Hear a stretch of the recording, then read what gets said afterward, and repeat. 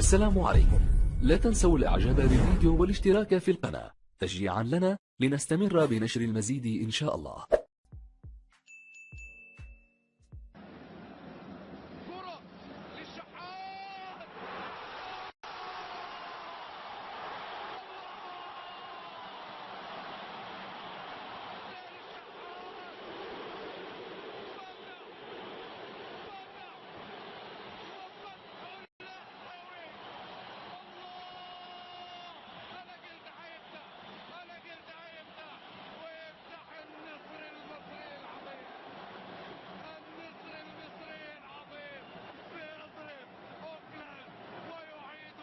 الأهلي يتقدم على أوكلاند سيتي في الشوط الأول بنتيجة 1-0 بتسديدة رائعة من حسين الشحات سددها في